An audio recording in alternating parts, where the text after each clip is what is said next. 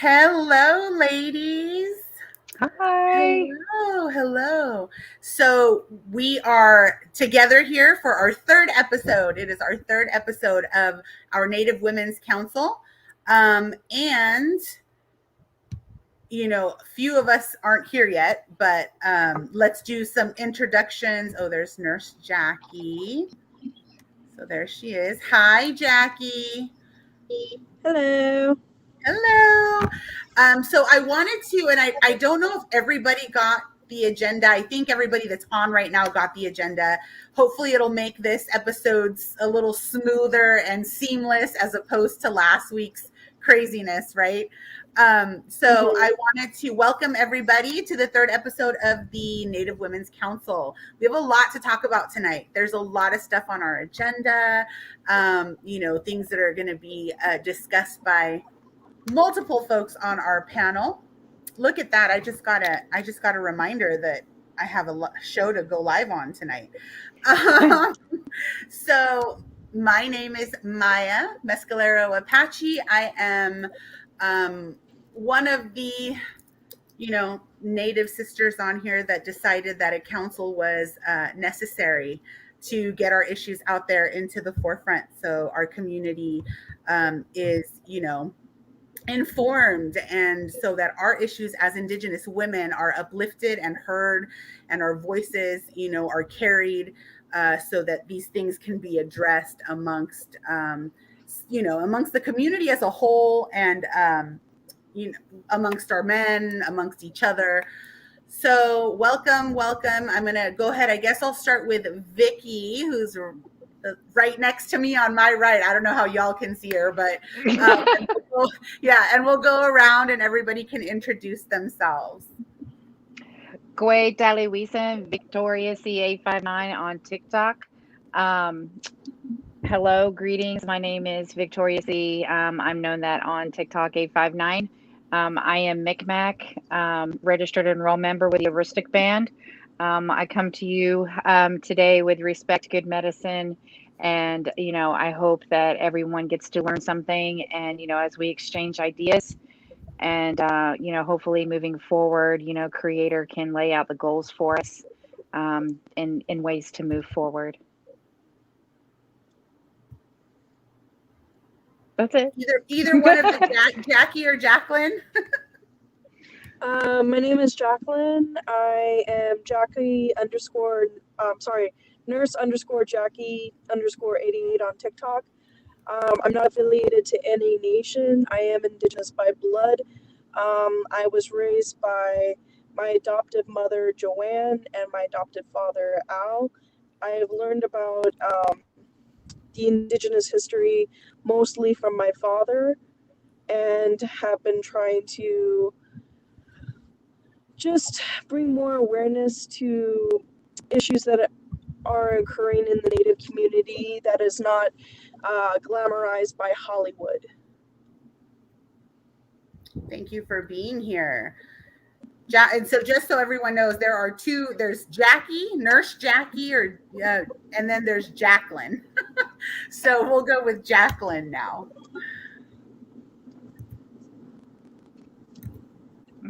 Oh, you're muted, Jacqueline. I think I can't hear you.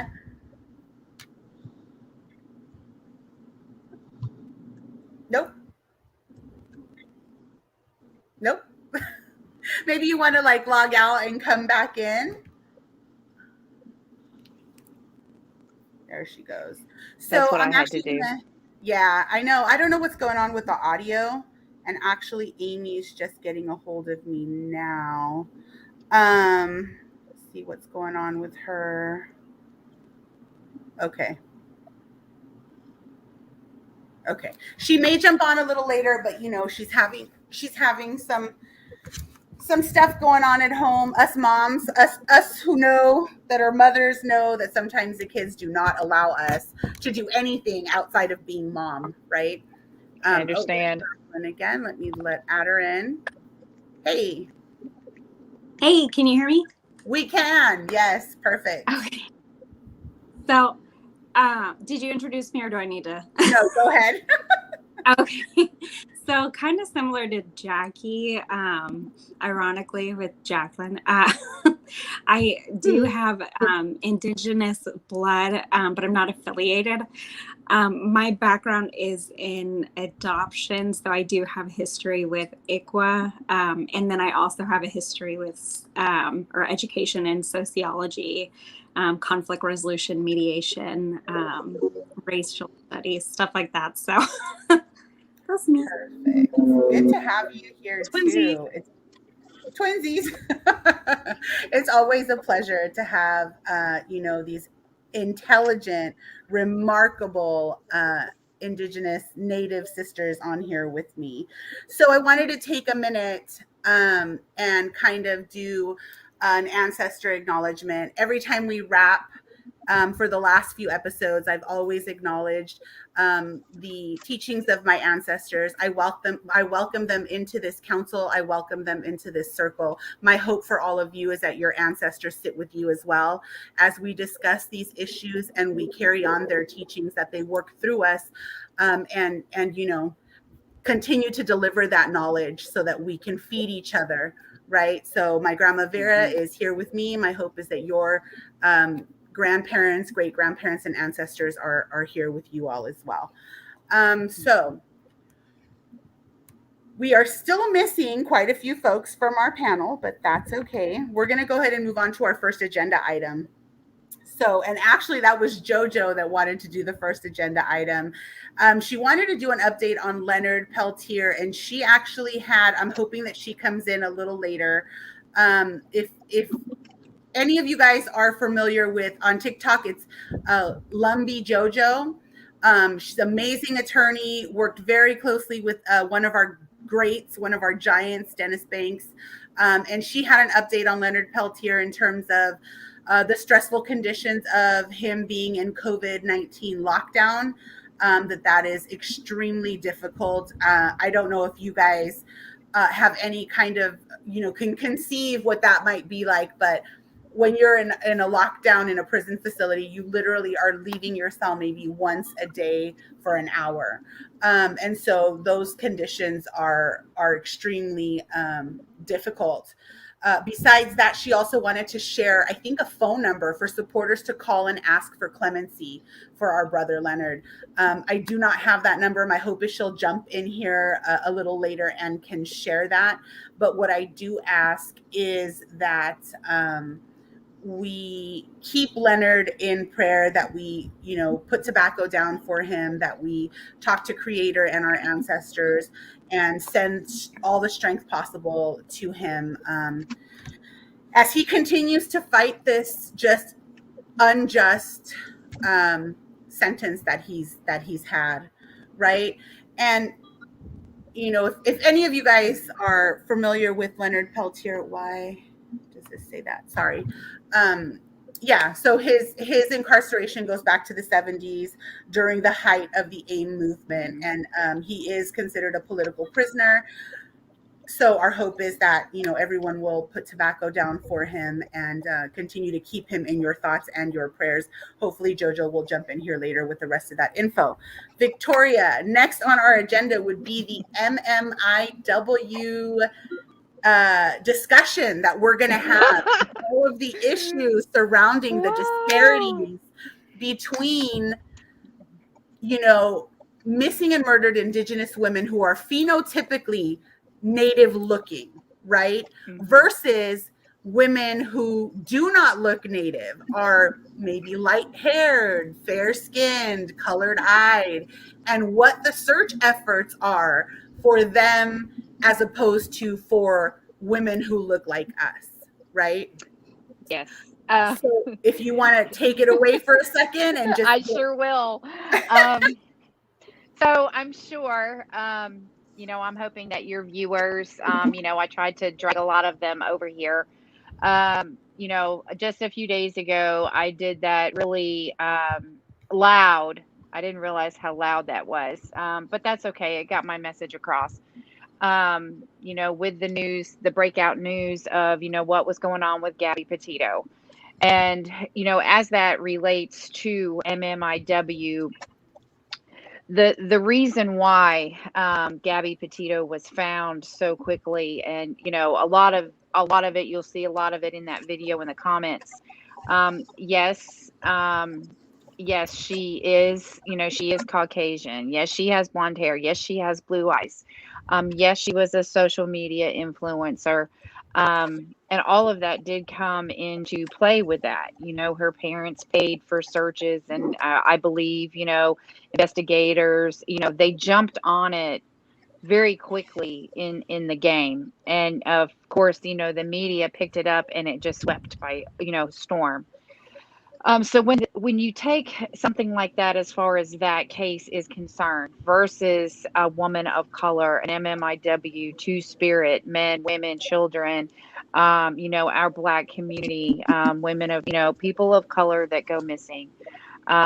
It is very safe to say that statistics have proven over and over again that they do not receive the type of media coverage, like Gabby received when she went missing. So, with me trying to bring more and more awareness to that, that's where the anger came out from. Because MMIW is basically, the way that I look at MMIW, it is indigenous erasure, because you take away our women, you take away our young girls, you take away life. And MMIW directly contributes to, of course, indigenous erasure. Um, the rates are there, the statistics are there. Native women experience in their lifetime, they're like 10 times more than likely, one in every two Native women experience domestic violence, sexual assault. Everybody can go look all of this up. The numbers don't lie. The rates are there. Yeah. So, and actually, can I jump in yeah, for absolutely. 1 second? Just so that we put it out there, according to some statistics that we've got from nativehope.org, it says that, missing and murdered, or Native women, the murder rate for Native women is 10 times higher than the national average for women living on reservations. But murder is actually the third leading cause of death for Native women. The third. One. I'm sorry? Murder's the leading cause of death for Native women under the age of 21. Yeah, there you go. Yeah, And the third also, leading cause of death. add on to the To add on to the statistics are actually being re-looked at, because women who have been of Native descent have been mislabeled in their murder as either Latina or Asian or even sometimes white. So the numbers for Native women who do go missing are a lot higher than is actually reported. Yeah. Exactly.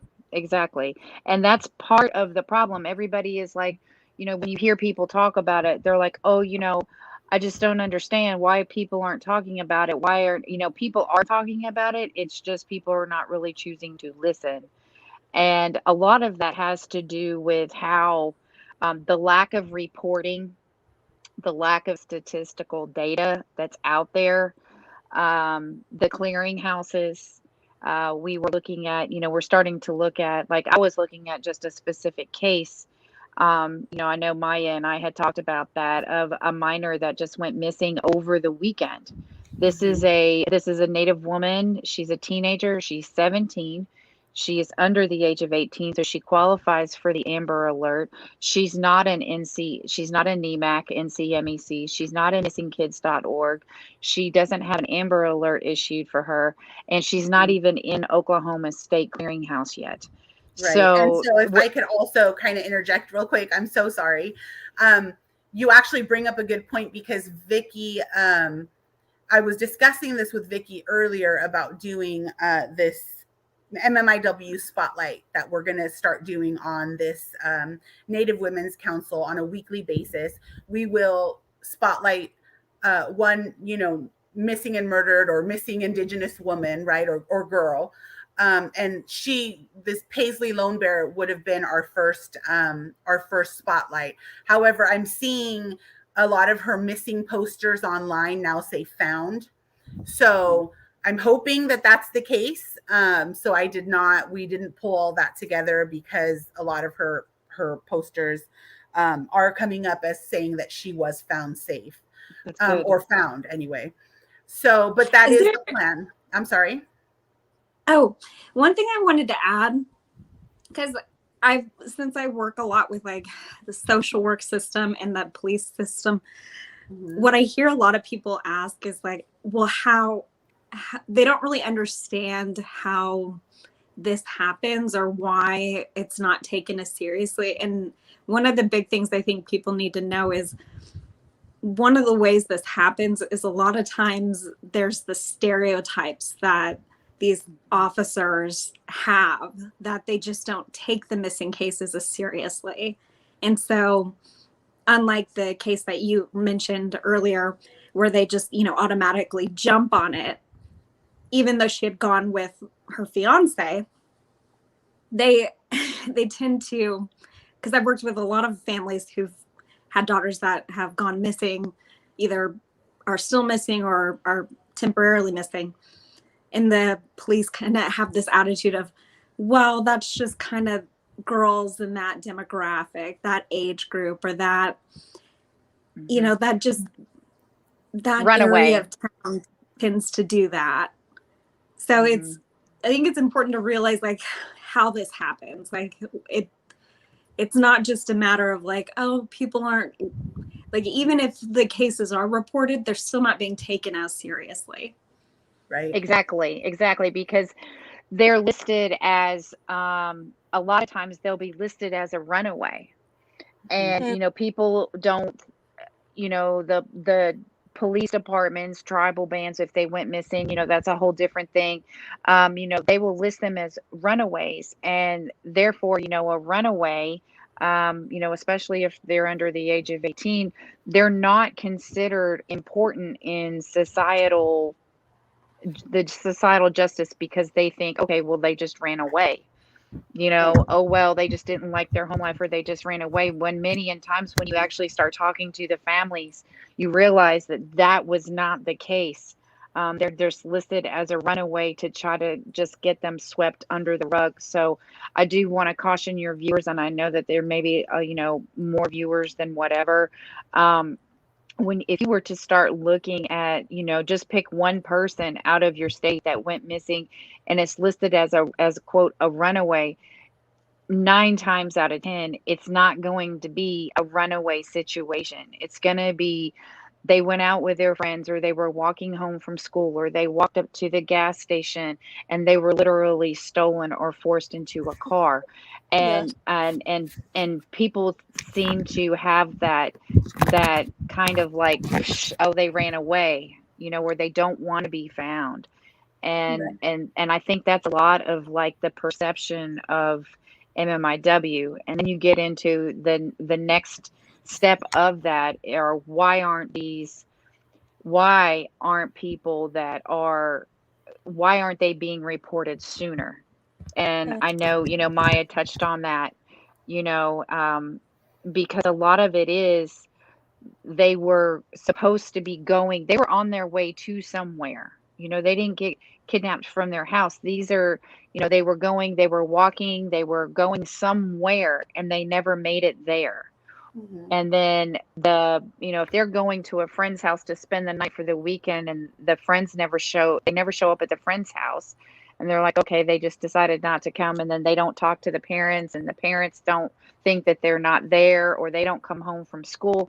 It's a delayed reaction. And a lot of times the police departments won't allow reporting to happen quickly like that. And, when you start talking about a missing person, time literally is of the essence, as you can see, with the case that happened this week. And the state clearinghouses have a lot to do with it. They're not federal.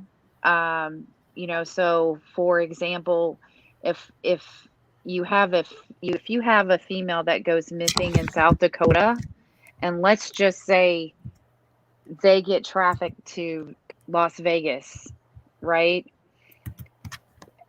And they end up being found in Vegas. there's no way to connect the dot to South Dakota. There's no way that they don't connect these dots, unless there is a remains found and they can prove it through DNA or, something like that. So there's not a system in place for MMIW. You find most of, I had so many questions on that video about, well, how do you find these people? They're through Facebook. There's all kinds of, missing Native American, missing MMIW, missing South Dakota, missing Nebraska, missing, and they're just not all connected, because at the time the families are scrambling, trying to find what happened to their loved one, and they're just throwing out posts to try to get to get the word out. And a lot of times they don't get reported for weeks. I mean, it's all, and that's part of the problem. There's a lot of layers, to it. You can't just say this is the one thing and we need to fix this. There's a lot of layers. There's a lot of layers to it. I think a very large contributing factor to how women on reservations are so easily taken to is a lot of very busy highways run alongside reservations, and that makes it ideal for men to see someone who's walking solely by themselves, abduct them, put them in a car, and have a clean line for them to just get away. Yep. Can I also want to point out, it goes, a lot of times it goes back to, so the lack of coverage and almost the victim blaming in our MMIW cases, right? A lot of that goes back to respectability politics and the fact that as Native people, as Indigenous people, we work through and deal with generational traumas, right? Those traumas bring with them sometimes, side effects that society deems undesirable, right? Drug abuse, in some cases, sex work or whatever it is. And when those aspects are present, it's almost like an excuse to strip the Native woman of her humanity again, because they then blame the victim, blame the woman, right? Saying, oh, well, you're just an addict. You're just a dope fiend. Oh, well, you know what? Why was she walking the streets at 2 a.m? Who knows? Without having any knowledge of that particular person's personal life. Maybe she was leaving an abusive home. Maybe her significant other was, being abusive. Maybe she was trying to find shelter. Maybe whatever the case is, I think that it's really important to also understand that this system that's in place has always blamed the Native woman for her own, for her own whatever it is, downfall. Kidnapping, murder, downfall. Exactly. And don't hold in any regard the fact that a lot of us are working through these generational traumas that we've carried, from our parents and our grandparents and their parents, and like, again, it brings with it a bunch of side effects that are considered undesirable to society, in which case they then deem us as disposable. And right? Even if an ideal, even if the situation is not ideal, like she was out partying with friends and drinking and stuff like that, even if it's not ideal, it should still be treated as a person who has gone missing. Absolutely. Because the thing is with society is a system that takes care of others. Regardless of what they're doing, whether you agree with it or not, if someone is in trouble, it's our society's duty to help them. Jacqueline, go ahead. I've worked specifically with women who've escaped trafficking. And one of the first thing, one of the universal things that you hear from all of them is they're separated from their phone. That's usually one of the first steps. And so that is something I wanted to say. I never let anyone borrow my phone because of that reason. Because I'll never forget the first time I had heard a girl say it. She had been taken to a party She was like 13 years old. And the guy had asked, like, oh, hey, my cell phone's dead. Can I call my parents? She handed him her phone. That was the last time she saw her phone, and she didn't escape that situation until 13 years later. Wow. Right. And yeah, and so that's one of the first things. And then what people don't realize with that mixed timetable is once they have the cell phone, they have access to texting the family, sending updates. So you really get a confused, when did they go missing? So you potentially think this person's fine because they've been texting, for a couple months when really they've been, locked in some been in basement. control. Yeah. Right. Yeah. There was a case. There was a case in Arizona, and I want to make sure that your viewers know that not, yes, a lot of these cases happen like that, but so many of them don't. I remember reading about a case, and it was out of New Mexico, where the girl she was at work and she fell and she sprained her ankle or broke her ankle, and it was during COVID, right? So her family came to pick her up and take her to the emergency room because she couldn't walk. They went to the emergency room. Because of COVID, the family was not allowed to go even enter into the hospital at that time last year, right? So it was either Thanksgiving or Christmas Eve. They were like, okay, we're gonna go home. Call us when you get out. Okay, call us when you get out. It was like 9 o'clock at night, 3 o'clock in the morning. The family calls to the hospital. They say, yeah, she's still here. She's still getting treated. We're waiting on the x-rays, all that kind of stuff. 2 hours later, her family goes up there and she's gone. The hospital released her. How old was she, if you don't mind me asking? She was in her 20s. She was in her 20s, and for the life of me, I cannot remember her Was name. she like 21? Because the hospital would be completely liable. Right. From a medical from a medical point of view, if somebody is to be released, you have to wheel them out in a wheelchair, and you have to wait for either their car to come to pick them up, or for like a friend or family to pick them up. You're not allowed to let them walk out the door. Right. So like that didn't happen, right? So it didn't happen. And she was probably under the influence of medication, and like, who knows? And I lost track of that story, and I wish I could find it. But to my knowledge, I don't think she was found. So a lot of these cases, when you start talking about, everybody loves to talk about, especially on social media, they love to talk about the generalization of MMIW. We talk about the statistics, we talk about this, we talk about that. And then you go into one person and you start looking at the report, or read on Facebook about what happened, and it's like, it's mind-boggling to me, and it's absolutely disgusting how some of these people actually go missing, because it wasn't a situation of, hey, it's Friday night, I'm going to go hang out with my girlfriends, and I end up getting drugged at the bar. But like what Maya said, it is 100% all of the time that general perception that Native women and our two spirits deserve to go missing. And that's not the case. It's not the case at all.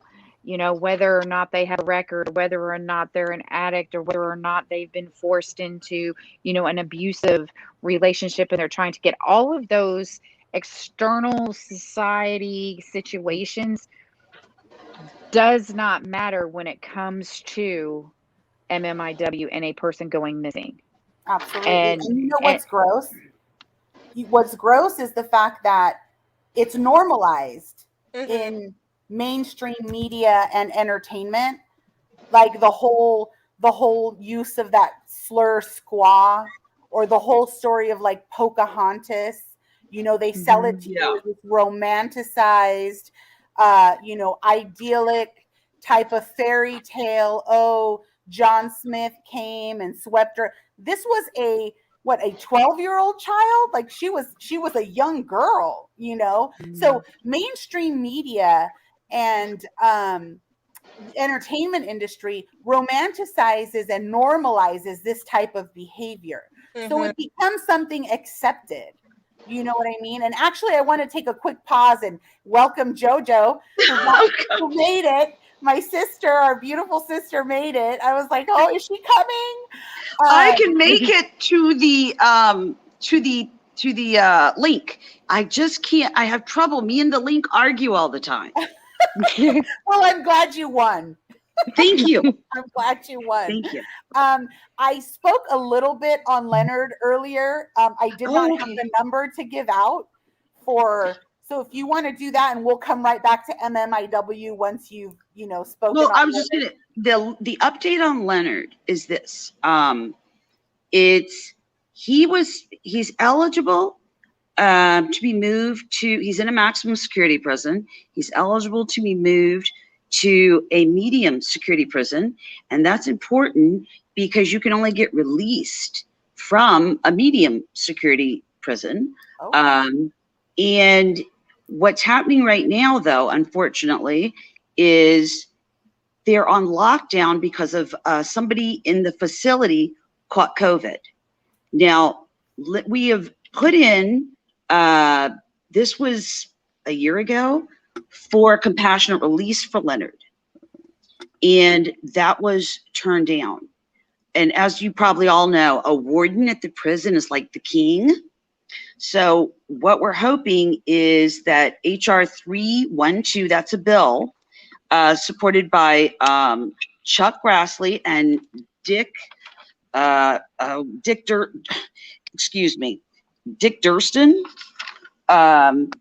It's a bipartisan bill. If it gets passed, what it's going to do is take the power, absolute power, from the warden and put it in a judge's hands, which would be better, not just for Leonard, but for a lot of inmates in Leonard's position. So here's what's unusual, though. He has been denied transfer to this medium security facility. And if he was at the medium security facility, Leonard, as you know, suffers from diabetes and heart disease, bad eyesight. He's got a lot of health issues. If he was at the medium security facility, he would have the option to be treated at the Mayo Clinic. And that's a really big deal. And this is interesting. We did not put in the request for his transfer. The Board of Prisons actually did that. His team, each inmate has like a support team. They put in for it back in February, and then they themselves turned themselves down in June. And what we're thinking is this was turned down due to maybe some effective lobbying from FBI, who does not support his release at all. That's our main opponent in this this battle, this war to get him released. Jojo, do you ever foresee that changing? Yes, I do. You do? You foresee FBI eventually? Oh, not within the FBI, no. Okay, I think the FBI is such a family. They're the blue line. They're like the blue line. Right. But what I do see is all it's going to take is a president with the strength of character to do the right thing. And any president, though, think about it, to go against the FBI, that is why my opinion was kind of, people would shake their heads at me, but I thought we had a better shot with Trump than we did with just about anybody, because Trump didn't like the FBI. And it would have kind of been, to release Leonard, would have been to kind of thumb his nose at the FBI. Yeah. So that's why and he did meet with representatives from Leonard's group. His Trump didn't, but his daughter did. Along with Kim Kardashian and some other celebrities. But Leonard's people were in that meeting. Wow. Yeah. And nothing came of it. No, when Trump, something could have come of it, but the elections went through, and of course, Trump lost, and he did lose, I believe, and so those talks, Thanks for are no clarifying longer that. right. No, I'm not one of those people that believe that that he Well, did lose. as Indigenous folks, it's really Republican, Yeah. Democrat. It's two heads of the same snake. So Yeah. Yes. But so what we're asking though from tribes, what would really help at this point, and I apologize, I don't have the number, I don't have it memorized. I did for a long time, but I can't. I just didn't have time before I did this. I get so flustered with that sign on, and I had a previous thing before this. Believe it or not, I had another Zoom thing that I got into right on time. Anyway, what we would like from tribes, what would be very helpful, is if you can talk to somebody on your tribal council or some other person of influence in your tribe and get them to send a letter to the White House, or they can send it to our committee. I'm on the international committee, or the International Leonard Defense Peltier Committee, and that's where you can send it. You can send it either to the committee or send it directly to the White House.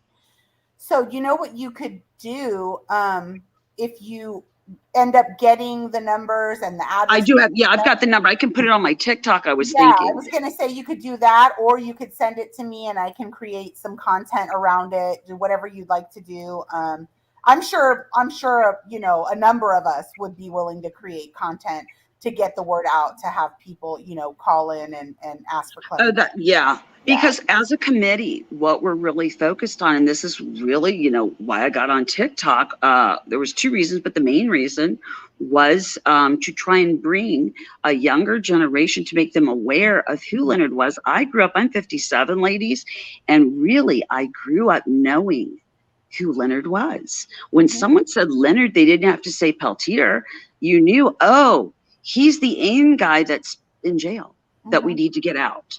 I just grew up knowing that, and I'm just surprised that the younger generation I guess I shouldn't be surprised, but I am, that they don't know who Leonard Peltier is, or they don't know his story. So part of being on TikTok, and I welcome you guys to make content about it, about Leonard's story. And let's try to get him a household word, especially with Native Americans again. Yes. And especially households, Indigenous households that welcome AIM. I know AIM is controversial in some, even Indigenous households. I get that. But if you are open to it, please create content and try and, educate people to what's going on. Oja in the comments is asking, is it true that a retired FBI agent is calling for his clemency as well? Not that I'm aware of. I don't know the name of the person, but we've had several before enter the fray and say this is enough's enough. Yeah.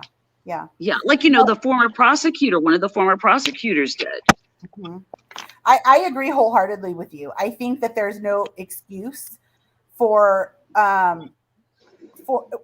anybody, but specifically for Native young people to not know who our great activists and our greats were in the movement in the 60s and 70s, right? The 70s. It was mainly the 70s, yeah. The 70s. Very late 60s, mainly the 70s. I think that that's something that, as I'm a parent, and I'm sure that there are other parents on this panel, and in the comments, it's something that we need to take on ourselves in as far as educating our children about the people who have really stood that front line, right, against this oppression and this systematic abuse by the U.S. government. It should really be on us to teach our children who they are. And I think that it's important for this generation to realize that, why did so many AIM leaders go to jail, like Dennis Banks pulled time? Because it was I'm not going to go all into COINTELPRO, but the FBI had a secret, and it might sound like dramatic, like a movie, but it really was. They had a secret organization that infiltrated AIM and Dr. King's movement, and the Black Panthers and Malcolm X. The social movements of the day scared the powers that be. It's, they were afraid that the status quo may be overturned. So what they did, they infiltrated AIM. In the most effective way to bring AIM down, they decided, was to keep their leaders tied up in litigation. Let's take the leaders and tie them up in court. And basically, they kind of threw darts at them and hoped that one would land. And one did land on Dennis for like 2 years. But then he was out. But that 2 years in a movement, when it's rolling and there's energy, there's inertia that builds. And that inertia was disturbed. And AIM never quite got back to being the AIM of the 70s. Because I think they just wore Mr. Means down, they wore Dennis down, they wore John Trudell down. We all know about the horrible sacrifice that Mr. Trudell's family paid for Trudell's voice, which was such a powerful voice. Yeah. So I just think it's important for our children to realize that. Don't let anybody ever tell you that, AIM was a bunch of gangsters or whatever. No, these were spiritual men. AIM started out as a spiritual movement. I don't think people realize how petty the jail system is as well. Like you said, like the wardens and just the way, like you'd be shocked how much control they have at the top. Because I've worked where my clients are in jail and I need to help them get like legal paperwork signed. Right. And I've had a warden before, and I've had this happen in multiple states, where they're like, well, we allow notaries, but we won't act as witnesses. So then none of the legal documents would be valid. I understand. Yeah. And so because you need witnesses. Right. I had one warden in Nevada that I was so frustrated with. I sent him 3 notaries so 2 could act as witnesses. Good for you, though. That's, that's good. But think about the extra expense that costs, Yeah. Well, and I mean, fortunately, I was billing it to someone else. So, but look, can you hear me okay? I had a call come in. Hello? Yeah, we hear you. Can you guys hear me? Yes. Yes. Okay, I can't hear anybody for some reason. Oh, you might have to go out and come back in. A call came in and now it's kind of messed me up here. I might have to go back and come in. But you can hear me okay, guys? Yes. Okay. I'll try and figure out what's going on. Well, but yeah, so it's hard because it's when these people have so much power and they're in control of whether or not someone's transferred to a more hospitable facility. You'd be shocked how petty they act. They get very like high school girlish.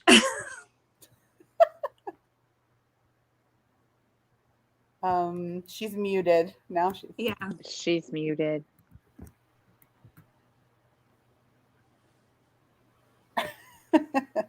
Okay. What about now?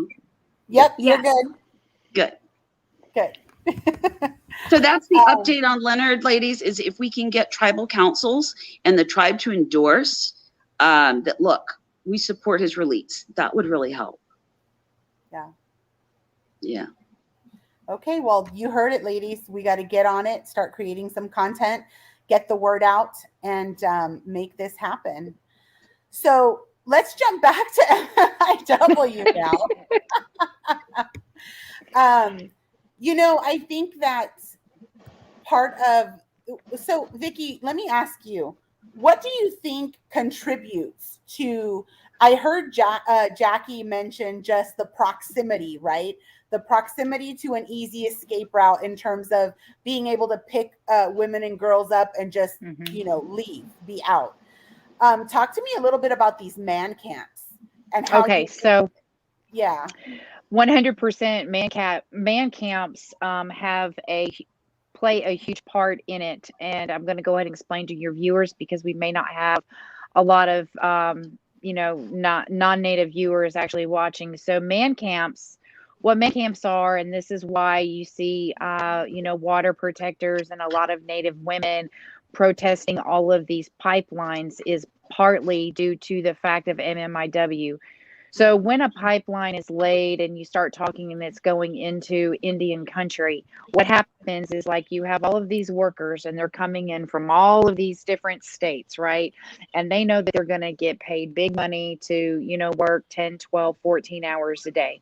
So what happens is, like, the company like Enbridge or, whoever will set up a camp for the men to go ahead, and, like, they'll set up campers and little areas where they have kitchen and shelter and all this other kind of stuff, that they go after their work day, and then they all hang out, right? Well, many of these man camps are laid so close to reservation land and running right through tribal land.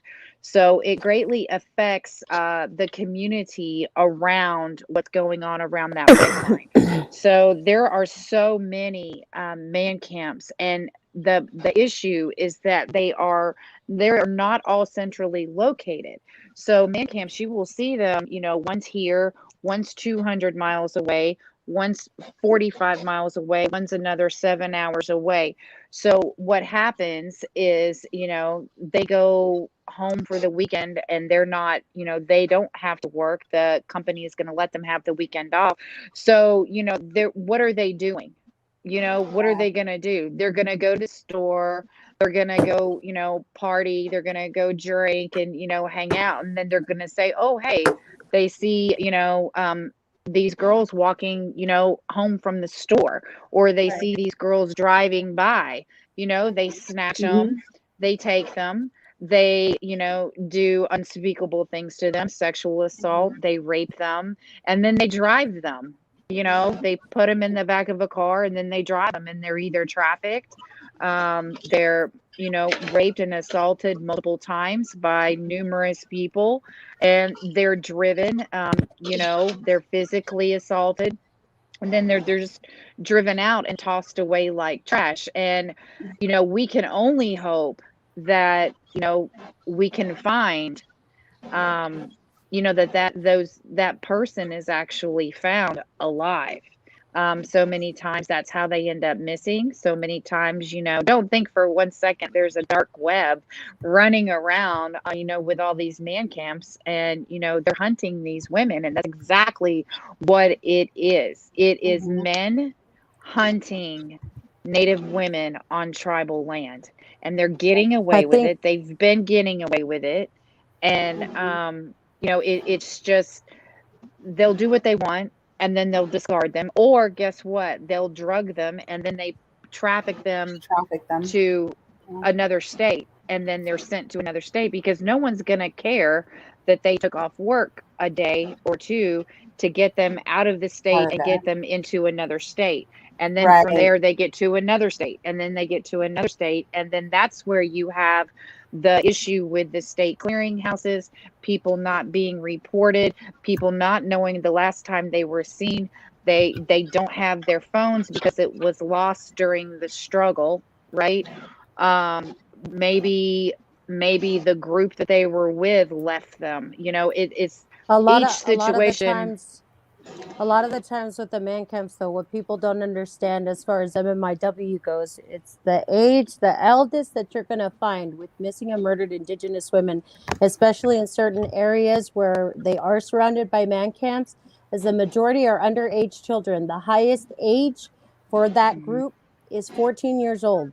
Jeez. Yes. So you think about they're taking 1, 2, 3-year-olds out of people's yards, 7-year-olds, I have a lot of friends who live on the reservations who let their kids play outside because you feel safe within this community of people that are your people. And then you have outsiders come in and they infiltrate. And there are pedophiles within these man camps. And that's what people don't understand, is that it isn't just the women that are being taken and trafficked and prostituted, right? Mhm. You have, Right. if go look at the statistics for MMIW, and like the age, I think the max age in some areas reaches 14 years old, and you have women going missing. And these are not just, we're not talking like women, like, born women, if you will, biological women. Mhm. Um, they're pedophiles. And I've said this a million times before. It's like, it's in our DNA to connect, right? So Mm-hmm. I always wanted to stretch my ears, and I didn't know why. Oh yeah, because you carry Mexica blood, and that was a part of your culture over there. I've Mhm. always been a polyglot, speak multiple language. Well, the Comanche were Mhm. polyglots. And this is going to sound messed up, but a lot of the white colonizer and even the colonial mentality carry a lot of that pedophilia DNA that they started off with. Yep. Those letters that were written back to Europe, and oh, there's a lavish land filled with 7-year-olds, like, Oh and God. right, and then they carry this Yeah. It's on with true. them, and it's No, it just is. It really disgusting. does go down to DNA. Let me actually introduce Mia Warpath, who our sister, our beautiful sister, who just joined us. Thank you for joining us, sister. I appreciate it. No Yeah, problem. no, absolutely. I think you're absolutely right. A lot of it does go back to those traits, right? Those characteristics that really are down to the foundation of who we are from hundreds of years ago, and they just carry through. Genetic. Right, right. Yes, yes. Yeah, So the genetics. the man camps, yeah, and the man camps are huge. And even though you might not have a pipeline running through your state, but I swear, if you look at the map, there's a pipeline running through every single state. And Mhm. there's always construction going on. That is a huge part of it. The generational trauma is a huge part of it. The remote locations of these reservations is a huge part of it. A lot of these reservations don't have cell phone towers. A lot of these reservations with the tribal police department, they don't have enough manpower to be able to patrol, a 5,400 square foot mile of this reservation, to make sure everyone is, kept safe from whoever happens to be driving through Arizona to see the Grand Canyon, for example. Wyoming, that the Insider, when they just released that article today, where there was 710 missing and murdered Indigenous people that went missing in that state over a period of a decade. 710, and those are only the ones that got reported. Right. Those are the only Mhm. ones that got reported, and it all goes back to reporting statistics, not having a national database, not being able to be seen in, NEMAC, NMEC, missingkids.org. There's no Amber Alerts placed, and it's all about, people were asking a lot of questions in the video that I dropped on TikTok about, well, what can we do? The fastest thing that you can do is to get the information out there as fast as you can, to print flyers, put boots on the ground, spread awareness through all social media platforms, because, this thing is faster. And as much as we all love to hate TikTok, it is the fastest moving social media app out there that gets the information out there the fastest and the quickest. And I want to really, my goal is to get natives, indigenous, our allies, our accomplices together, and in all 50 states, so that as soon as one hits, and have some people looking on these Facebook groups and all this stuff that's created, so we say, oh hey, we just had a teen go missing in Nebraska, and have all 50 people, or have as many people drop videos, post everything Here's on Facebook as fast as you can. But that's a huge undertaking, and it's just and all here's about here's awareness. here's and again, I'm sorry, I didn't introduce myself. I am Mia Warpath. Sorry guys, I came We in know who late. you are. My She my introduced you. The other Mia introduced you. yeah, my brother passed away, so it took me a minute to gather myself. So I wasn't gonna come on, and then I was like, you know what? If I sit here and I just wallow in pain, then I'm not gonna be any good to anybody. So I I'm came so across the sorry. live. I came across it live and I was just like, well, I'm gonna hop on. But just quickly, to anybody watching, I know you guys, whoever doesn't know me from TikTok, I am Comanche. I am Quaharu Comanche Band of Northeastern Texas. I am also a sitting council member for the American Indian Movement of Indiana and Kentucky. So yes, that is me. But quickly, my biggest problem, and I might step on toes by saying this, I have a problem with allyship and lately, not accomplices, with allyship and trying to get them to gather in with us, because no matter what, with allyship, unless they've actually, you've seen, okay, so we, Anita could probably, or Jojo could probably attest to this. You have people within the American movement, Indian movement, that have been with the Indian movement as allies since the beginning, that know prayers better than us, that are boots on the ground as well as us. But those are people who are vetted for. Look at what's happening at line 3 with these allies. Yes. That's the biggest Agreed. issue. It's like you're going to bring these dudes in and then they're going to take over. And now they look like the superheroes while our voices are silent and we're in the background just like telling them to shut up now. You know what I mean? Absolutely. Did you? And there's the thing. I mean, it's not like I think I'm some soothsayer, but didn't you see this coming? I did. I really did. But there's no way. I mean, how do you say, okay, these, and that most of them are younger that I'm speaking of, that I'm familiar with. How do you say to other people, these allies are really not our friends, without appearing to be very judgmental? And a lot of them are part of marginalized communities, and they can call you out for being racist or for being having a phobia.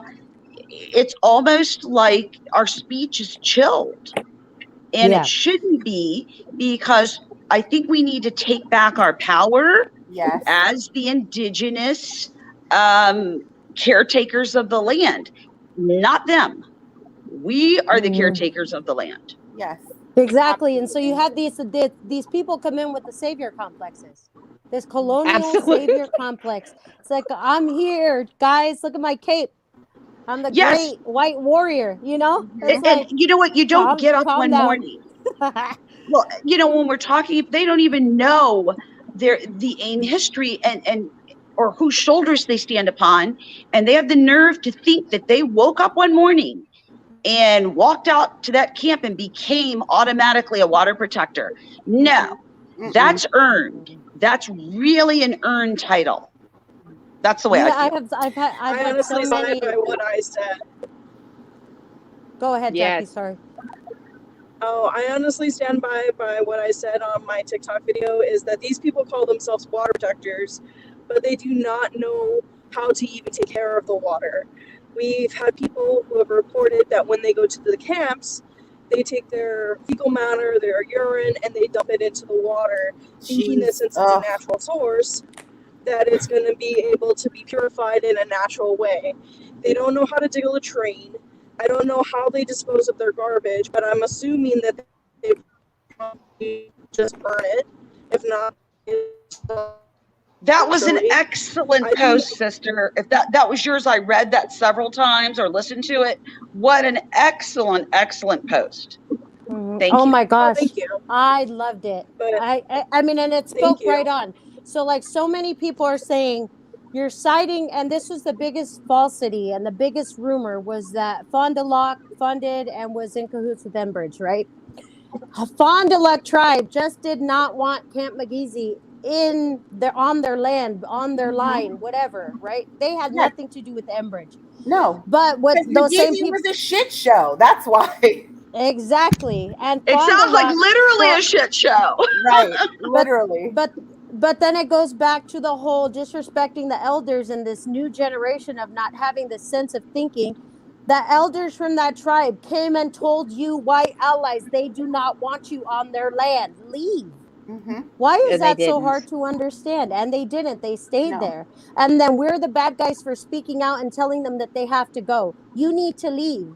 And it's like, nope, they're in cahoots with Enbridge. You're a psyop. You're this. You're that. It's like, I'm a psyop because I'm asking you, a non-native, to leave native lands. Mm-hmm.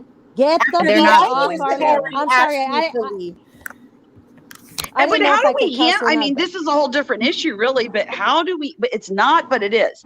How do we handle when you know somebody is telling a falsehood, but they stand there or sit there on TikTok or wherever and say, I'm indigenous. Mm-hmm. And you know they're not.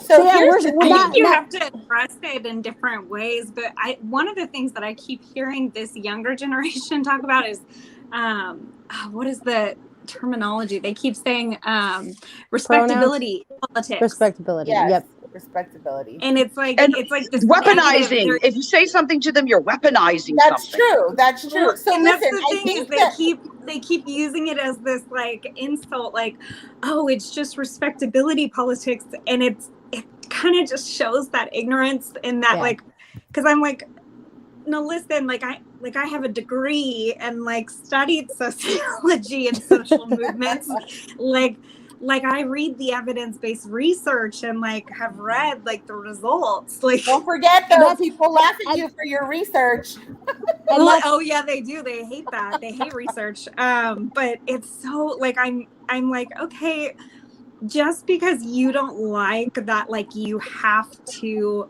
talk to someone in a, you know, way that they're going to respond well to, doesn't mean that that's the most effective way. Like, this goes down to neuroscience, like, and how to motivate behavioral changes. Like, so like, it just amazes me. I'm like, you think you're going to change someone's mind by pissing them off? Exactly. Oh, I have this strong sense of being. This is what I'm going to tell you. I'm going to tell you as strong and as disrespectfully as I can, that you're stupid, and you're totally going to get it and start respecting me because I'm a strong figure.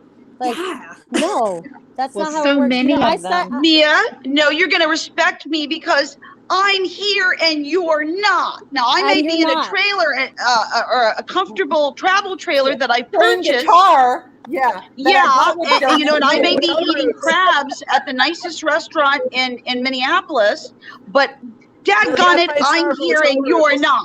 Yeah, exactly. You know, and that was the one thing that we talked about when I went up there, right? We were up there 3 days. I didn't see this person not one time. They saw me once for maybe 1 or 2 hours. I think I even talked to them just briefly. And I went up there with the Crazy Indian Brotherhood, and we brought like $2,000 in supplies, and we prayed with them, and we said prayer for them at the other camp. You know, I don't care if you're white, if you're brown, if you're yellow, whatever you are, I'm going to pray for you, and I'm going to pray for your protection because you're there protecting our lands, right? Mm-hmm. Yeah, absolutely. And then that was the most disrespectful interaction that I had with this person. Was they said, Mia, since you want to be a fool, you were only up there 4 hours. And I was like, I'm a fool. What? I'm older than you. Yeah, dude. I was so Who pissed. said if you want to be a fool? Who called you a fool? It's the unmentionable. Oh, I mean, not the person. I mean, you mean somebody did do that. They Yes. did. Yes. Okay. Yeah. I want to make sure I understood it. And it's The like, whole part of it's it like- goes back to the fact that the younger generation, you know, a lot of them are, quote, you know, reconnecting, or they're trying to reconnect, or they know, or they're trying to project that, you know, that lateral violence, saying, I'm here, and because I'm here, I know more than you, and, you know, everything's all of this top secret, you know, bullshit, basically. Yeah. Because you don't know what's going on because They you're call not it top here. secret because they don't want to. Here's the thing. Here's the thing, unstructured. right? You have these kids out there, and it's fucking spring break, right? And they're twerking in the river, and they're doing all this crazy things. So Twerking in the river. I swear to God, there's a video of somebody twerking in the I fucking saw river. it. I saw it. Yes, I saw I it. saw the one with somebody twerking with no undies on. A guy. Yeah. So Whoa. we go down to the edge of the river, and we're just kind of scoping out what's going on, right? And me and Jason Reams and the other guy that was with us, we look across the river, and there's a fucking guy in a ghillie suit just watching them, listening to their conversations, probably recording them. Yep. And you're like, dude, if this was 1970s and you had an FBI agent sitting across from you in a ghillie suit, you're lucky he didn't murk every single one of you guys. Yeah. But that goes to show these kids have no situational awareness, and they're not there to look out and see who the hell is watching them. You have a cop across from you listening to your guys' plans, where the other camp is, because they think that there's nobody around them, right? And there's a dude in a ghillie suit. And I told them, hey, you guys have a guy in a ghillie suit across the water from you. And they're like, oh, we'll take a look at it, guys. It's probably the cops. It's no big deal You to know, them. like when you're that age and you think you know everything, you think you have it all figured out. And like, it's kind of that cringe moment because you almost have that secondhand embarrassment because you're like, oh God, was I that bad? I remember that. But here's the thing that scares me. Here's what concerns me as a parent. It is scary because it's a movement. Well, exactly. I think they don't get. They're so infatuated with the nostalgia and the romance of the being in a movement, and they deem themselves, they see themselves revolutionaries. Oh yeah. And I think what they don't get is that, especially the leaders, and I put this upon their young shoulders because I've tried to talk to a couple of them, and they're not responsive, and they're not getting that they could be leading their followers who are very committed to them into danger. Yes. And you know, as much as I don't like them, God forbid they get really hurt. Well, the thing, and I'm afraid that's where this is leading. Honestly, the thing that I think is insane is because a lot of, like, I had established a multi-million-dollar parenting program before I was 25, I think. And so a lot of people were like, oh, you know, like, and I dress kind of crazy and stuff. And some people are like, oh, you know, you're really free spirit. I'm like, I'm like this because I'm so intense and because I like studied so hard that I have to like not freak people out. Right. But I was like, the thing that people don't realize is like all of this stuff has huge consequences and you need to know your stuff. I was talking to you, Apache, you know, like, okay, you accept money. That just seems like, that doesn't sound like a big deal, but you don't realize the implications of, are you reporting it to the IRS? To the IRS, yeah. And anything above $800 a year, has to be reported. And tax evasion is automatically felony. Like, $800, I think, is the equivalent of like $1 million or something. We saw it at Standing Rock, right? The best part of that entire you do have to say this though, because that person that is taking money for their loan and their cash report suspected tax evasion. I was like, I love you. You know, I'm not trying to be mean, but like, you guys know I'm not a snitch, but I'm about to be one. I'm about to be Well, you know I'm kidding. No, but you know what the seriousness of this is it goes beyond just like reporting them is what does this do to the supporters? Exactly. We do need funding. And when this, you know, when it's going to get out that the rifters are present. It's the entire movement is what it does. The movement. Like you said, like snitching, it sounds bad, but honestly, what people don't realize is like, it's the best thing you can do for somebody to report them early. Yep. Because you don't realize, like, say if this had been reported a year ago, that number might have been like, you know, they might have accepted $1,000 in donation. Well, now I think that, but we really didn't know. I don't think a year ago did we really know how bad they were doing this a year ago. But that's what I mean is the longer it goes on, the bigger the crime is. Yeah, they're at 180,000. And that's what I mean is like, you know, the longer it goes on, the more charges stack up. And so, you know, it's not just like snitching to get someone in trouble. It's also like, look, let's not throw away someone's entire life, because I mean, even if it's just a 20-30 year sentence, you still can come out and have some of a life afterwards. Yeah. And like, I don't understand that that's greed. If I Go may ahead. interject, if we're talking about reporting early, if people really wanted to mess this person's life up, they can also not just report them to IRS, but they can report them to unemployment and disability, because this person is still collecting disability and unemployment. Where if you make over a certain amount, you're not allowed to be on disability and to be My audio is everybody's audio working okay except mine? There's a lot of feedback. There's Okay. a lot of feedback. Okay. What I see, I Mia, think Jackie, as yours a is big breaking issue. up a little bit.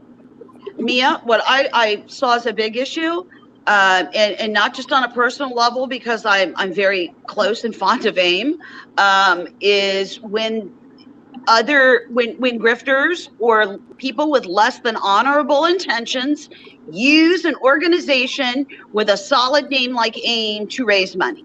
I didn't like that. Oh my God. You have no idea how triggered I was. And then I when was too. That's why I wouldn't respond. When she came back and did that, I don't like addressing this person because I feel like they're so disrespectful, right? Yeah. And then they demand respect. And like I was going to From say us wrinkly earlier, old ladies. I'm a wrinkly old lady. Yeah, you studied sociology. I studied sociology at UCSB in California, right? Sociology and social activism, right? Like one and the same, I feel like. And you have, you spend all these years doing all these things, and I just turned 40, right? So I feel like, oh, good, dude, I'm finally doing what I want in life. And then you have this child come in and like, I demand respect because I'm a water protector, and fuck AIM. Basically, that's what they said. And it's like, it's so true. Did I switch dimensions? Like, where am I? What the fuck is happening? When we were low minimum, personally, I would ask her if she's missing a chromosome because they're literally swimming in their own shit. Yeah, she is definitely into she thinks that she's it. She has a lot of confidence. The main one. Well, the thing that's always fascinating to me is I'm like, you've got to realize the power hierarchy, and you've got to respect it if you want to get anything really accomplished. You can't just go in guns blazing. Like even when I'm working with clients, like I'll get heated a little bit with a judge, but I stay respectful enough to where, like, if I'm going to get ramifications, they're going to be on me. They're not going to be on a client or anything. Like, yeah. Well, it's the power of social media that has taken, because what they did was they weaponized their platform, and they used their platform to get all of these people to have like this huge sense of social justice, and to feel like, their followers, the people that were supporting them, were actually going to support them for a good cause. And it's not the people that were, it's not the people that are donating money. They really and truly believe that they're doing it for a good cause. It's like, it's that cult-minded thinking, right? It's that cult-minded thinking. 100%. Because, and that's what's like, you have people that have 200,000 plus followers, right? And they're seeing all of they're uploading, quote, the line, and standing on the line against all of, and what they are not realizing, and Tomahawk just said it, it's because it's shameful, because they don't know our ways. They weren't they were still, barely 12 years old when Standing Rock was around, and you did not see the Native community that were there. Yes, of course, things got real crazy, but you didn't see us screaming and yelling at the police and like really doing dumb shit. And screaming and yelling, like genuinely disrespecting the other person. That's a person. We're still supposed to come in a good way in everything that we do. Who cares if that person is a cop and working for a system that pays them? That is still a person, and you still come in a good way. You want to present yourself Absolutely. as this awful person. Like, you think about our brother Leonard Peltier behind bars. He has been the epitome of what is a good inmate. He's going to yell and scream because he's locked up or 40 years of his life have been taken. No, he's not going to do that. You always come in a good way. And they're like, oh, like, and you know, I watched this this one where they're at the line and they have the bullhorn and they're wearing their glue stick ribbon skirts and stuff, and they're like screaming at the officers. I just got that. No, you know what's bad, Mia, I'm just gonna interject real quick. I'm not. They make the police look like the good guys. Oh my God, They I know. make them look level-headed. Yeah, Yeah, and so they make the that's, police look like oh, you know, look what they're dealing with. You almost want the police to like slap one of them. yeah, it's like, please hit her so that we have some fuel. I think the biggest sign of like a complete lack of judgment, I think for me, was when, or just the naivety, was when there was the video response that was like, well, yeah, they're not associated with AIM, but they still do a lot of good things. And to me, I was just like, oh, honey, no. Like, yeah. like you realize like there's reasons why like 501c3s like work a certain way so that people can't, like, so that it's all reported and everything's visible, so we know. But it just, even just hearing that, like they still do good things. I'm like, she says quarterly there's statements. There's still a lot of badass people over there. Yeah, but you can't take a name of an organization and a movement, for one, that you could be sued for using, especially in a bad way, especially for fundraising. And they don't understand that. Can I just highlight my brother KP's comment? She's never been knocked dizzy, and it shows. It's true. She's about to be. I mean, that's right. You need, for like, legal reasons. That's a joke. Ass whooping. That's really what you need, sis. Like, oh my God. No, you know what's going to happen to her? One day she is going to get hit with a baton by a police, and that I don't want it to happen to her. But that's what I was talking about earlier. What I'm afraid is she's going to run away, and her followers are going to get knocked in the head because of her big mouth. Yep. Here's my biggest thing with that whole situation, right? We called her out already. I specifically called her out as not being Blackfoot because I did my own form of investigation, right? Mm-hmm. She says she was culturally raised Blackfoot. Her regalia was burnt by an ex-boyfriend who, for some reason, found out she was indigenous, had a problem, collected all her regalia, threw it in a pit, and set it on fire. Bullshit. So she was not raised culturally Blackfoot. She's been called out for appropriation, right? Mm-hmm. There's great grandma right there. She was born in Connecticut, raised in Connecticut. 50 years old when she died. Put that down. It's I got the whole file. Yeah, I want to see it. I'm just kidding. Yeah, seriously, ladies, researcher. How many Black women would refer to their 103-year-old grandmother as my MFN grandma? Yeah, exactly. Yeah, and I was so like grossed out by that. No. Here's the other thing too. So we already know that you're not culturally connected, especially with your colonial way of speaking and how you speak to elders, right? And not knowing traditional ways of being and certain things, like we just already know. Natives know, man. Like Indians know other Indians.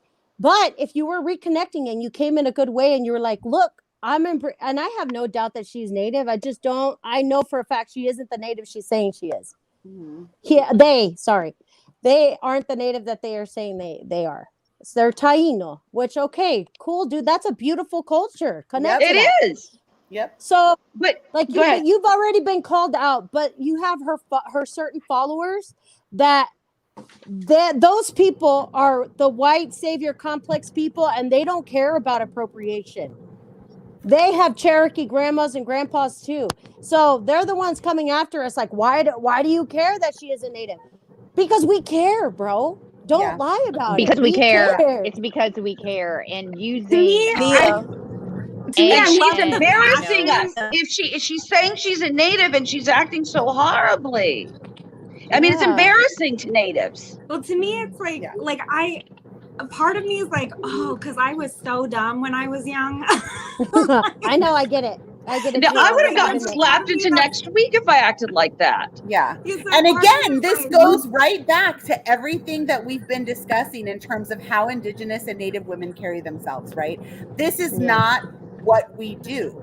Part of this whole circle was because she doesn't seem to get the fact that other people don't realize that we are not a monolith as Native people. We're not a monolith. Every tribe is different. Every tribal nation has its own ceremonies, customs, all that. I've said it a million times. Right. But outsiders don't know that. So when they see her ass out there, they think they're looking at every Indigenous woman out there. And that's, oh my God, yeah. That's It's what's embarrassing, really bro. yeah, Well, and I will embarrassing. say, that's what's I'll say, I frustrating. think when someone's on a smaller scale, like when they haven't grown to that level with that many followers, there's a lot more of a possibility to approach them and like educate them. It's tough when they've reached that level where they're like, they already have so many people listening to them that they're not going to listen to you. Yeah. You know what I Exactly. mean? Exactly. If I may And interject it's real quick. Q's story goes a lot for- further than just her lying about her ancestry. She's actually stolen people's identities Yeah. and their life stories of injuries and how many brothers she has. I can tell you for a fact, she's got 3 half brothers from her father. I'm sorry. But my stance is until she respects the movement and until she respects the Indigenous community or the Native community, my respect for her pronouns are kind of out the window. And I've stated that on TikTok.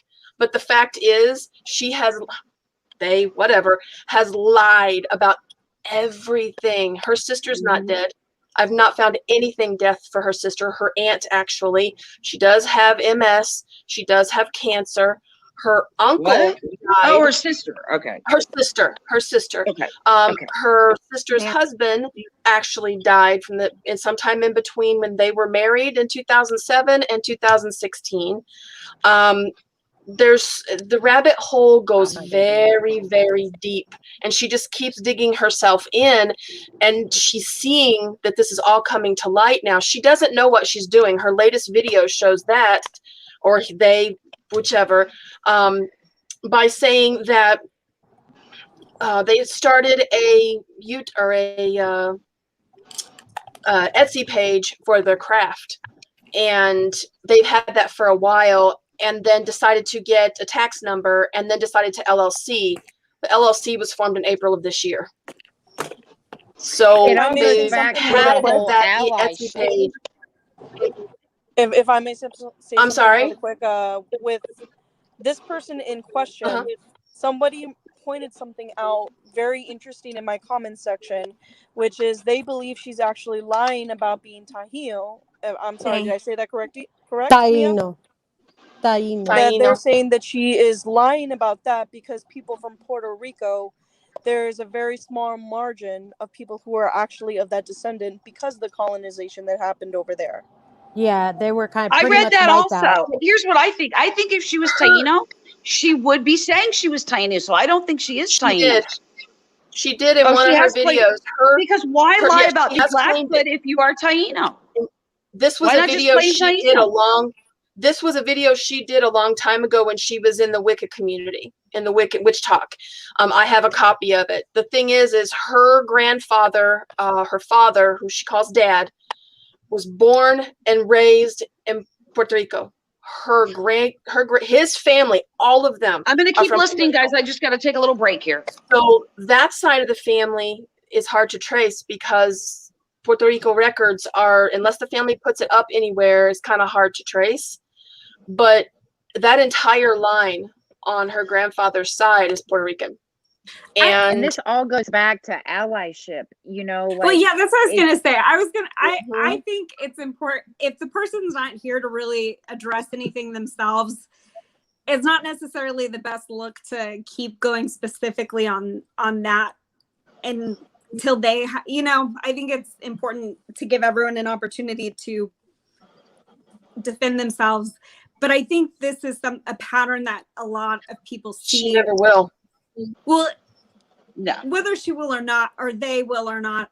I just mean for us, I think this is a pattern we see in a lot of allyships. So rather than making it specifically about one person, or, you know, or even just in young activists, just how do we address it within when we see it? Because it's not just one person doing it. It's you know, it's very common. It's a trend. I'll tell you, ladies, now have to you do ever this. seen one like her?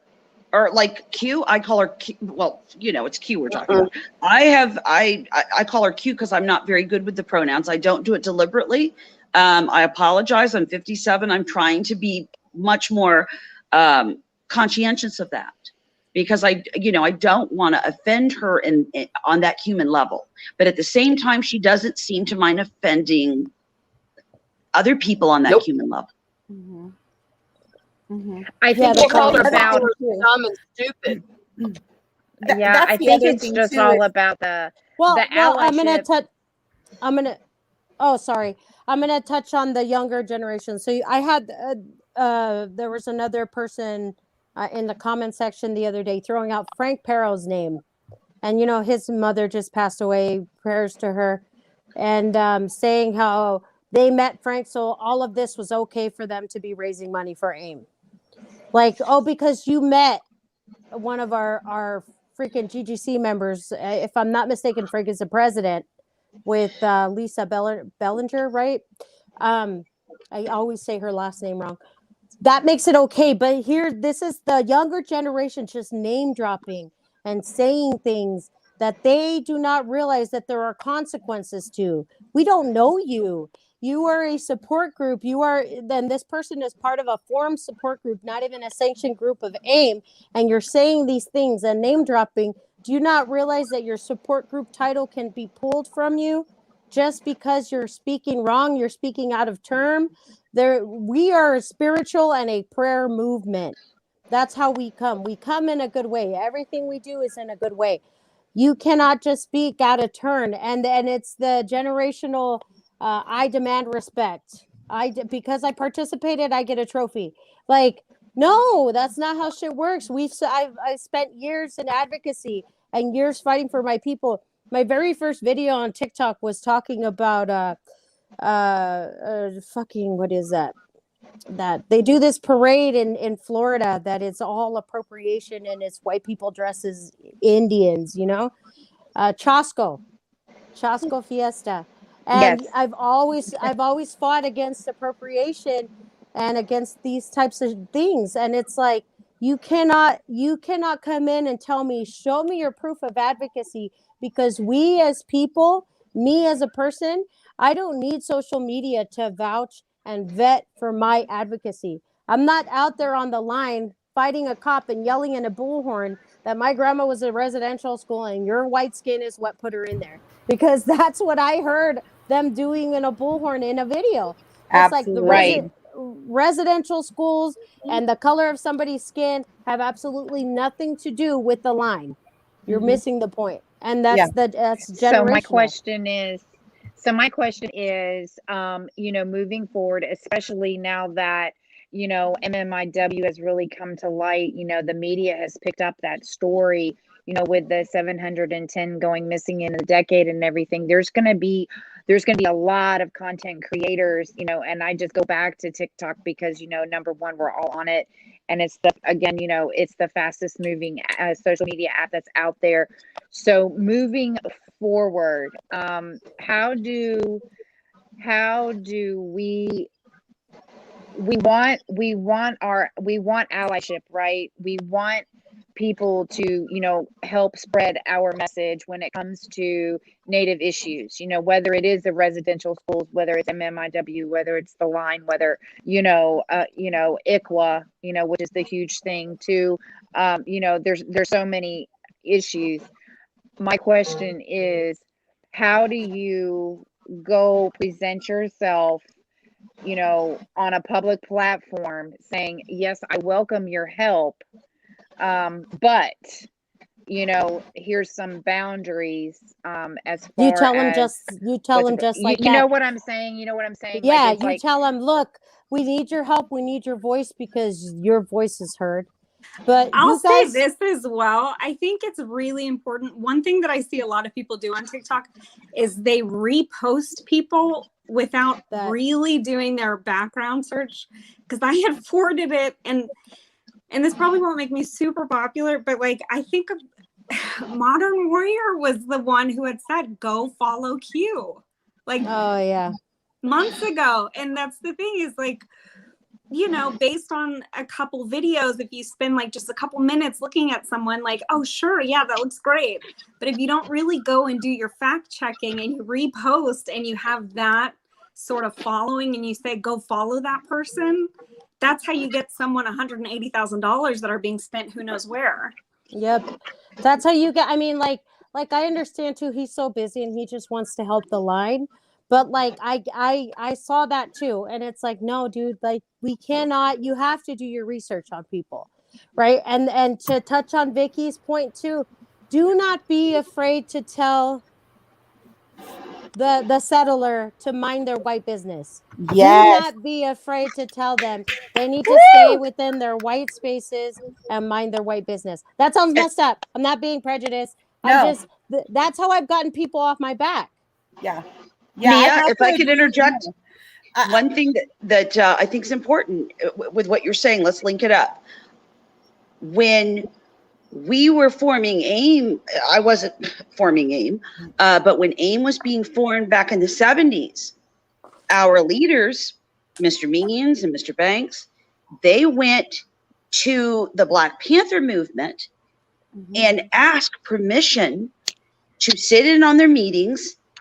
And they knew there were boundaries to follow because they wanted to learn how to strategize and become an effective movement. And they respected the Panther movement. But my point is, they followed the rules. We have been there. We were there. Our ancestors were there. And we showed respect to the Black Panthers. Yes. And we became their allies and they became ours. There is a protocol that you have to follow. But we followed it. So I think our white allies need to follow suit, just like we did.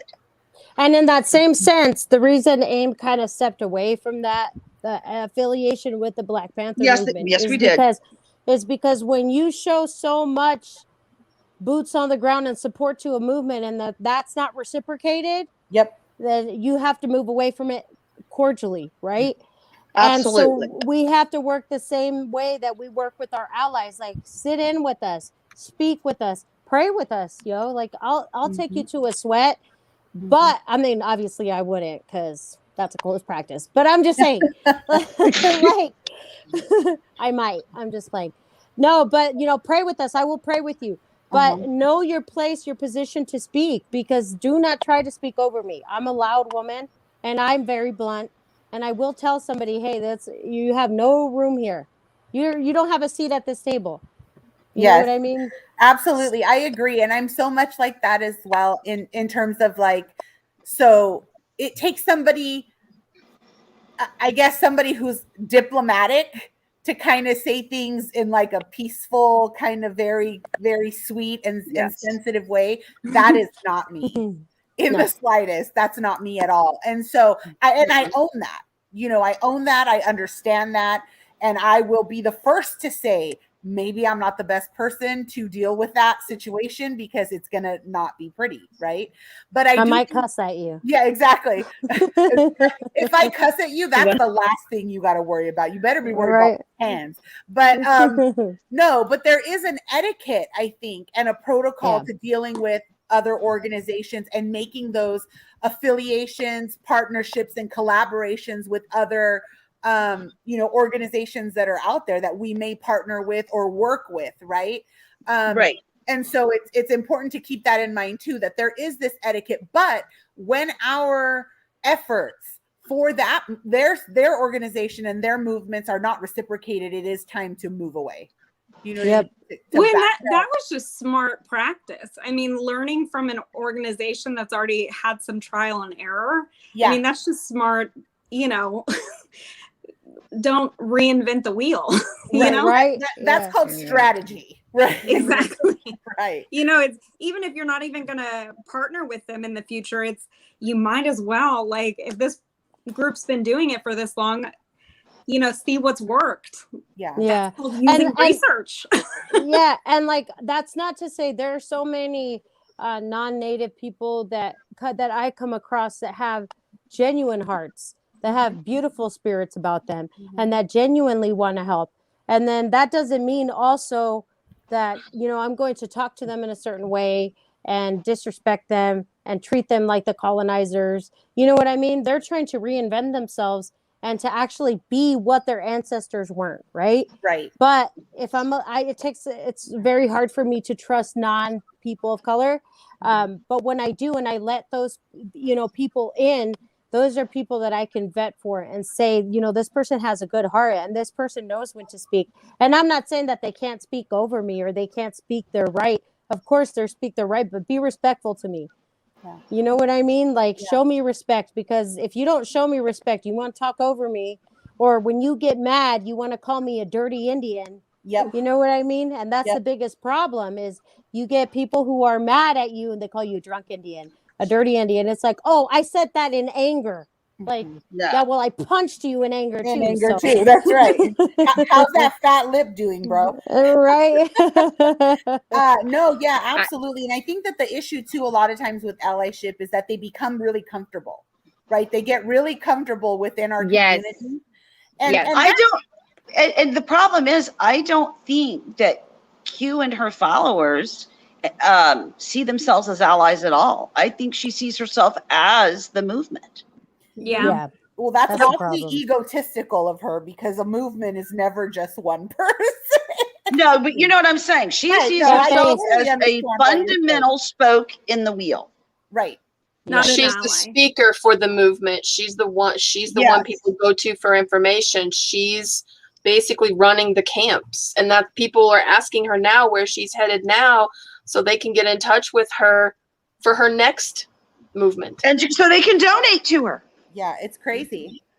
It's really crazy. I think it's like, you know, a lot of people, because, you know, there's not a huge representation of Native women in the public and on social media, and they don't know how to take our stern voice and our, you know, in your face loudness, you know, because Native women are strong. We all come from a matriarchal society, and when you start talking about, you know, colonizers and everybody all up in your comment section and all that kind of stuff, it's because they don't understand, and they don't take the time to understand, you know, the point of view of where we're coming from. And because we were raised different, whether you were in the culture or not, you know, the matriarchal society still exists, and it's very strong. And Native women, you know, we're revered, we're sacred, you know, all of that. And when you don't have that level of respect given back to you, that's when you start, you know, getting the clapback videos. That's when you start getting, you know, the disrespectful comments. You know, if I heard one time, I heard 1,000 times in that video, oh my God, you're so loud, turn it down. But, you know, like if I have to scream it from the mountaintops for anything to get any traction when it comes to NMIW or residential schools, then that's what I'm going to do, because I'm going to get on their level, and I'm going to make their white fragility so extremely uncomfortable that they're not going to have a chance or a choice but to address it. Right. And that was the entire point of, you know, that, you know, when I dropped that video about it, that was the entire point. I knew the backlash that I was going to come, but I was willing to take it, because, you know, at the end of the day, if it brings more awareness about, you know, our men, women, children, two spirits going missing, then I'm willing to take that hit. There's a lot of things that, you know, we won't speak on when it comes to, you know, social issues, especially publicly and on a public platform. You know, as much as we are accomplices to the Black community, and it goes back to what Mia said, we know our lane and where the hell to stay in our, you know, in our damn lane. We know to stay over here when it comes to the Black community, and we stand side by side with them. And but when it comes to speaking on Black issues and, you know, in their community issues, that's not my place to speak. It's And not it doesn't like I have it doesn't to matter which step back. and I think that's one thing that people get twisted. And I think a lot of the times when we have certain allies come in, well, I have Native children. My husband is Native. Like we just dealt with an issue with a woman just bashing Native women, and it's because she had Native children, and then she was married to a Native. Just because you have a child who was their father is in the Black community, that does not automatically make you part of that community. Just because like certain people are like your child has room to speak, you do not have room to speak unless it is exactly. directly affecting your child, right? And Yes. Vicky's very right on on those issues. We know where our lane is. We know when to talk and when to not. And Vicky and I have been caught up sometimes in drama. And I think with that one woman, Alicia or something, we knew when to step back and say, yo, this is not my place to say anything. I'm gonna like step back because remember she tried to say, oh, you're prejudiced or racist against the Black community and blah blah blah. And I was like, bro, look, I'm not gonna speak on this. I'm not even gonna give you a stage to perform on. I'm not gonna perform for you. I'm gonna step back and you guys deal with your drama because Is it frozen for everyone else? No. I think We were it's trying just I think we do because we are so close to to the Black community, and I have some large content creators, and we do get caught up in that, and I will stand side by side with them, shoulder to shoulder with them all day long, every day, when it comes to that. And unless it's being directly affected by to the Native community and to Native TikTok, as our community online. I have really learned how to just be quiet and, try to just be there, let them know that I'm here. Hey, and if somebody gets out of pocket, of course, I'm going to step up and say something, with that particular content creator. They came after our Native community as a whole. Now everybody's going to have their personal beefs and, clashes with different people, especially, when you see videos and stuff like that. We just had the whole, the colonizer thing with the woman, and, she lived in Canada, and she was talking about how, everybody was that woman was right. Just a I racist. mean, well, she was attacking. She was attacking the Native community as a whole. So, of course, we all, dropped videos and went after it. And then when we realized that she feeds off of drama, we just all decided to block her because she ended up moving over to the LGBTQIA plus community. And then she'll move over to the next community. And, there's a difference between personal attacks on, a content creator versus attacking generalizing a whole Native community, publicly on social media. And I think that's where a lot of people have to draw that line. Mia gets along with, and I'm really super close to Mia, but Mia gets along with people that I don't, and I get along with people that she doesn't. And I also know that unless it's something of substance where they're coming after her lineage or her her and DNA. Here's the thing though, like we could all be close to people that somebody else is not cool with, but the second that you step on somebody who I love in a very racial way, if you will, like if you bother my Native sister, I don't give a fuck how cool I am with you. Yep. You know what I mean? Yeah. Like I don't give a fuck how cool we are. I'm gonna go in. But like those are the kind of friends you want to have, though. You don't want to have yes men friends. Yeah. You want to have people that tell you you're being a dick when you're being a dick. Yeah. I do. Yeah. I'll say this. So I grew up not knowing my race, ethnicity, or anything because I grew up with a very closed adoption, and I was adopted from a very corrupt agency that was later closed for human trafficking. Oh my God. Yeah. And I was very racially ambiguous because I was super dark at one point and then I was super light at one point, and so no one knew what I was. And so even when I didn't find out my race until I was 25, but even finding it out, I didn't have anyone to teach me about it or anything. And so even now, like, I was raised in a very white culture. I'm never going to be someone who's going to call out someone who's indigenous, because no matter how much I learn about it, I wasn't raised in that culture. Like the way I feel like I can assist is that I'm aware of the psychology behind like white privilege. I'm aware of all of that. So I can very much speak on white silence, white privilege, what, but that's where personally I draw the line, is I feel like that's outside my scope of knowledge. So I'm not going to speak on it. Yeah. Whereas I feel like benefiting from being light skinned is within my scope of knowledge. I feel I can speak on that. Yeah. I think that's self-awareness. I think the biggest conflict that we have with people outside of the Native community, and this is just like, I've been watching this, and whenever you have that, like, I don't know how to explain it, but I like to watch people. I'm a people watcher, and I like to understand why people move and do the things that they do, right? So you watch TikTok a lot, and you watch the infighting, and you watch the drama. I'm a part of that too.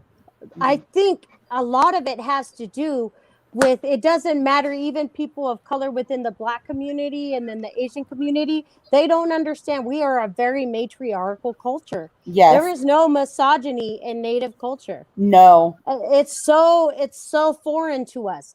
My dad, I grew up with a father who used to remind me, you're a Comanche woman and your voice is important, right?